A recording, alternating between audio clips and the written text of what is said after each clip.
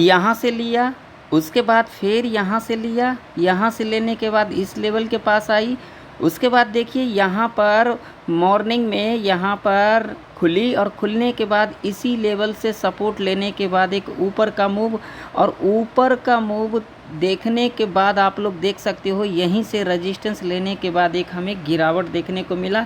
यानी कि जब यहाँ पर ओपनिंग लिया तो यहाँ पर क्या किया, लिक्विडिटी स्विप किया, लिक्विडिटी स्विप करने के बाद एक ऊपर का मूव और उसके बाद एक रेंज बनाया। रेंज बनाने के बाद यहाँ पर एक लेवल था, लेवल आप लोग देख सकते हो 23,580 का लेवल था, जहाँ से हमें पहले भी रजिस्टेंस लेते को दिखा था कल के दिन, और उसके बाद देख सकते हो इसी लेवल से रजिस्टेंस लिया और यहाँ से हमें गिरावट देखने को मिला और यहाँ पर हमें एक क्लोजिंग भी देखने को मिला जो कि एक इम्पोर्टेंट लेवल है। तो कल के दिन क्या हो सकता है, क्या एक गिरावट हमें देखने को मिल सकता है सेंसेक्स, बैंक निफ्टी, निफ्टी 50 के अंदर।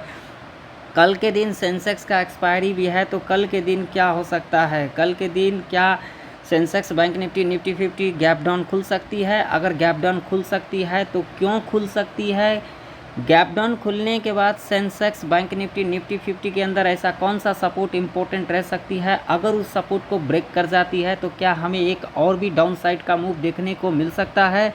सेंसेक्स, बैंक निफ्टी, निफ्टी 50 के अंदर ऐसा कौन सा रजिस्टेंस इंपॉर्टेंट रह सकती है, अगर उस रजिस्टेंस को ब्रेकआउट कर जाती है तो क्या हमें एक और भी अपसाइड का मूव देखने को मिल सकता है।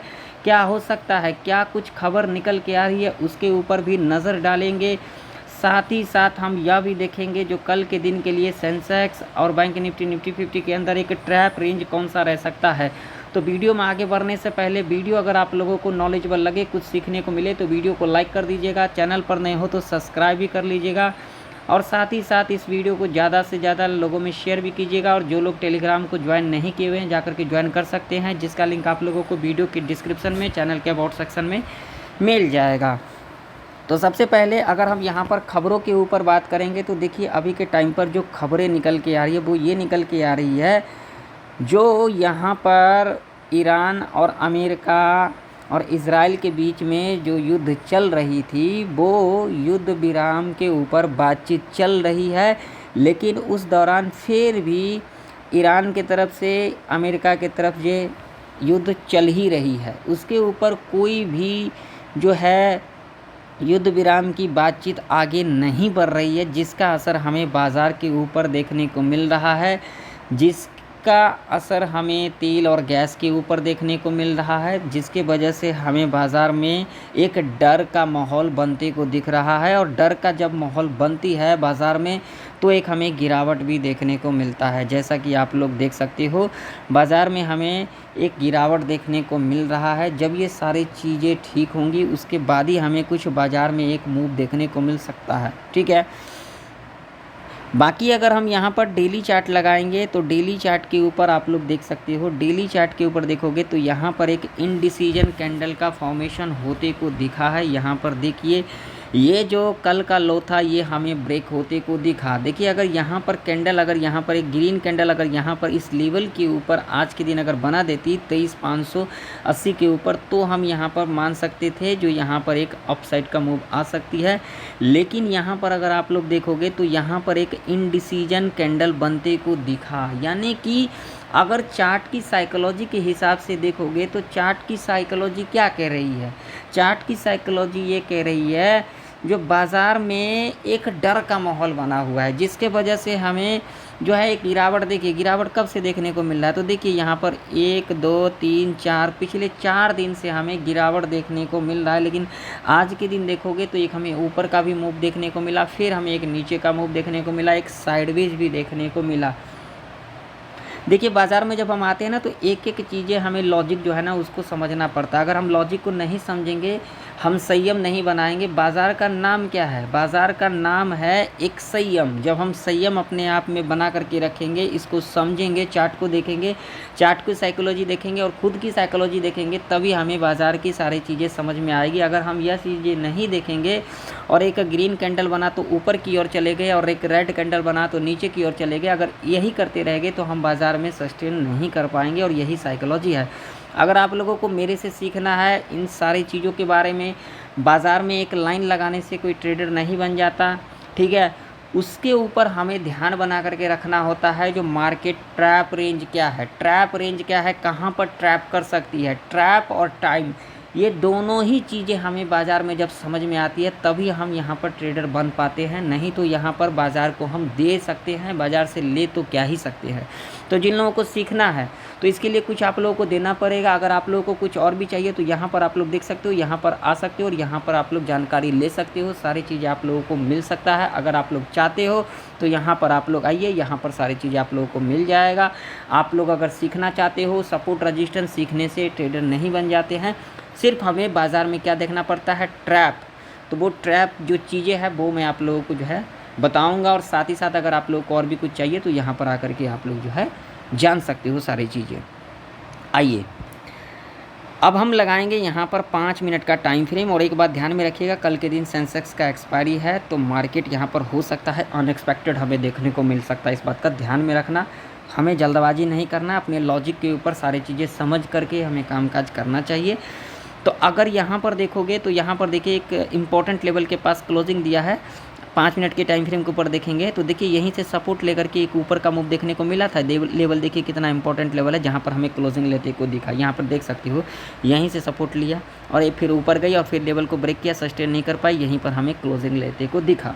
तो अब जो है निफ्टी के अंदर एक इम्पोर्टेंट रजिस्टेंस कौन सा रह सकता है, इसके ऊपर बात कर लेते हैं। तो सबसे पहले अगर हम इम्पोर्टेंट रजिस्टेंस की बात करेंगे तो ये हमारे लिए एक इम्पोर्टेंट रजिस्टेंस रह सकती है।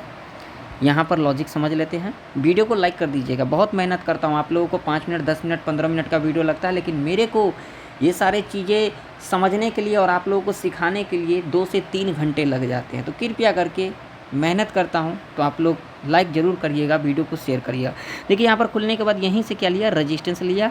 कल के दिन भी यहीं से रजिस्टेंस लिया, गिरावट देखने को मिला। उसके बाद देखोगे तो 2 बार यहाँ से रजिस्टेंस लिया और उसके बाद देखोगे तो यहाँ पर लेवल को ब्रेकआउट किया, यानी कि जो सी वाले थे उनको यहाँ पर ट्रैप किया, यानी कि यहाँ पर लिक्विडिटी स्वीप किया, यानी कि एसएल हंट किया। एसएल हंट करने के बाद यहाँ पर देखिए फिर नीचे आई और आने के बाद जब यहाँ पर आई तो यहाँ पर लोग ऊपर जाने के लिए आए तो यहाँ पर फिर एसएल हंट किया। हंट करने के बाद यहाँ पर एक रेंज बनाया, रेंज बनाने के बाद यहाँ पर हमें एक गिरावट देखने को मिला। यही सारी चीज़ें हमें जब मार्केट चलती है ना तो वहाँ पर समझना पड़ता है। उन चीज़ों को समझने के लिए हमें समय लगता है, उसको समय देना पड़ता है। मार्केट में जो जितना जल्दबाजी करता है, जो संयम नहीं रखता है, वही लोग मार्केट में सस्टेन नहीं कर पाते हैं। मार्केट में साइकोलॉजी किस तरीके से कामकाज करती है आइए समझते हैं पहले, उसके बाद मैं आप लोगों को बताऊँगा। देखिए मार्केट में साइकोलॉजी कैसे काम करती है। देखिए आप लोग जब मार्केट में आते हो तो मार्केट में ये सोच करके आते हो आज मार्केट से इतना लेना है, लेकिन कभी आप लोगों ने ये सोचा है जो मार्केट को हमें कितना देना है। ठीक, अगर मार्केट में आपने आए और आने के बाद मान लीजिए आप यहाँ पर सही जगह भी आ गए, ऊपर जाने के लिए आ गए और यहाँ से क्या हुआ थोड़ा सा नीचे आने लग गया तो आप लोग बोलोगे अरे नीचे जा रहा है, नीचे जा रहा है, नीचे आ रहा है, यानी कि आप लोग फोमो में आ जाओगे। जब फोमो में आ जाओगे तो आप लोग क्या करोगे, या तो थोड़ा कम में या थोड़ा ज़्यादा में निकल जाओगे।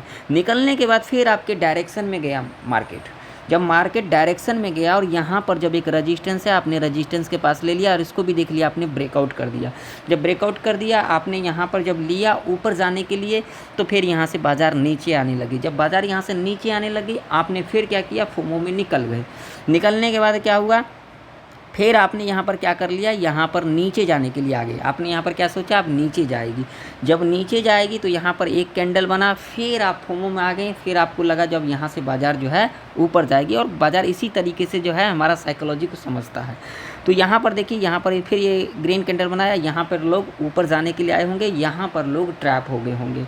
उसके बाद देखिए बाज़ार ने क्या किया, एक रेंज बनाया और एकदम से नीचे की गिरावट, यानी कि यहाँ पर आज के दिन लोग ट्रैप के अंदर फंसे होंगे। जब बाज़ार एक साइड के अंदर जाती है ना, वो चाहे नीचे जाती हो वो चाहे ऊपर जाती हो, तभी कोई रिटेल ट्रेडर यहाँ पर कुछ ले पाता है, नहीं तो ऐसे मार्केट में रिटेल ट्रेडर को कुछ नहीं मिल पाता है सिवाय देने का। कमेंट कर करके बताइएगा।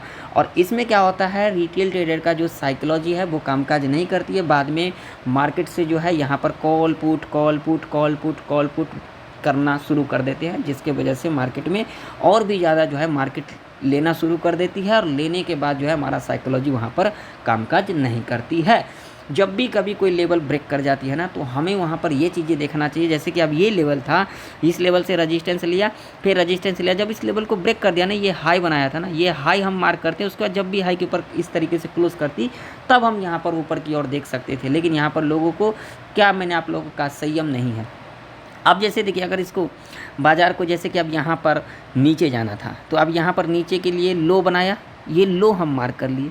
लो मार्क करने के बाद देखिए, मैं आप लोगों को यहाँ पर देखिए लो मार्क कर लिया। देखिए अब यहाँ पर देखिए, ये कैंडल ने क्या किया, ये जो कैंडल रेड बना है ये क्लोज़ किया है। जब यहाँ पर हम क्लोज़ करते हैं और यहाँ पर जब हम आते तो देखिए कितना बढ़िया मूव मिल जाता हमें डाउन साइड का, और यहाँ पर डाउन साइड आई भी देखिए यहाँ पर, ठीक है। तो बाज़ार में कोई एसएल नहीं है। एसएल जब आपको पता है ऊपर जाएगी या फिर नीचे जाएगी, तो यहाँ पर एसएल लगा करके आप लोग कर ही क्या लोगे सिवाय देने का। चलिए अब अपन लेवल्स के ऊपर बात कर लेते हैं। तो देखिए अब लेवल्स के ऊपर अगर हम बात करेंगे तो देखिए अभी के टाइम पर लेवल जो निकल के आ रही है यहाँ पर 23,509 का, जो कि साइकोलॉजिकल लेवल है, एक इम्पॉर्टेंट रेजिस्टेंस के रूप में कामकाज कर सकती है। और सपोर्ट की बात करेंगे तो ये एक इम्पॉर्टेंट सपोर्ट रह सकती है, जो कि लेवल होगा 23,366 का। ट्रैप रेंज ये रह सकता है निफ्टी के अंदर। निफ्टी इस लेवल के ऊपर निकलती है गैप अप खुल करके, या फिर थोड़ा बहुत गैप अप खुल करके, या फिर फ्लैट खुल करके रिट्रेसमेंट लेने के बाद ऊपर की ओर क्लोज कर जाती है, तो हम यहाँ पर ऊपर की ओर अपने हिसाब से देख सकते हैं। साइकोलॉजिकल लेवल भी है, और आज का हाई जो है ये पहला लेवल रह सकता है। ये एक इम्पॉर्टेंट रजिस्टेंस के रूप में कामकाज कर सकती है, ठीक है। या फिर अगर इस लेवल को ब्रेक डाउन करने के बाद नीचे की ओर क्लोज कर जाती है, तो हम यहाँ पर नीचे की ओर देख सकते हैं अपने हिसाब से। पहला लेवल हमारे लिए ये वाला रह सकता है, जो कि आज का लो है, 23,260 का लेवल है। ये लेवल हमारे लिए रह सकता है नीचे की ओर, ठीक है। ये दो लेवल, और इस रेंज में अगर कामकाज करती है तो ये एक ट्रैप रेंज रह सकता है निफ्टी के अंदर। चलिए वीडियो को लाइक कर दीजिएगा। जो लोग टेलीग्राम नहीं ज्वाइन किए, ज्वाइन कर सकते हैं जा करके आप लोग। अब अगर हम सेंसेक्स की बात करेंगे तो वैसे भी कल के दिन सेंसेक्स का एक्सपायरी है, तो सेंसेक्स के अंदर जो अब एक इम्पॉर्टेंट रेजिस्टेंस रह सकती है वो रह सकती है ये वाला, जो कि लेवल की बात करेंगे तो ये वाला लेवल, जो कि लेवल है यहाँ पर 74,763 का, जो कि एक इम्पॉर्टेंट रेजिस्टेंस के रूप में कामकाज कर सकती है। सपोर्ट की बात करेंगे तो ये एक इम्पॉर्टेंट सपोर्ट रह सकती है 74,434 का। सेंसेक्स के अंदर ये एक ट्रैप रेंज रह सकती है। सेंसेक्स थोड़ा बहुत गैप अप खुल करके, या फिर इस लेवल के ऊपर गैप अप खुलने के बाद रिट्रेसमेंट लेने के बाद ऊपर की ओर क्लोज कर जाती है, तो हम यहाँ पर ऊपर की ओर देख सकते हैं। पहला लेवल ये, दूसरा लेवल आज का हाई, ठीक है। ये दो लेवल रह सकती है। या फिर अगर यहाँ पर थोड़ा बहुत गैप डाउन खुल करके, या फिर फ्लैट खुल करके, या फिर इस लेवल के नीचे गैप डाउन खुल करके रिट्रेसमेंट लेने के बाद अगर नीचे की ओर क्लोज कर जाती है, तो हम यहाँ पर नीचे की ओर देख सकते हैं। पहला लेवल यहाँ पर ये वाला लेवल रह सकता है, जो कि आज का लो है। अगर ये भी ब्रेक कर जाती है तो एक हमें और भी गिरावट देखने को मिल सकता है, ठीक है। और ये रेंज हम अपने चार्ट के ऊपर लगा करके रखेंगे। ये एक ट्रैप रेंज रह सकता है, इस बात का ध्यान में रखना। कल के दिन सेंसेक्स का एक्सपायरी है, सारी चीज़ें हमें ध्यान में रख करके चलना चाहिए।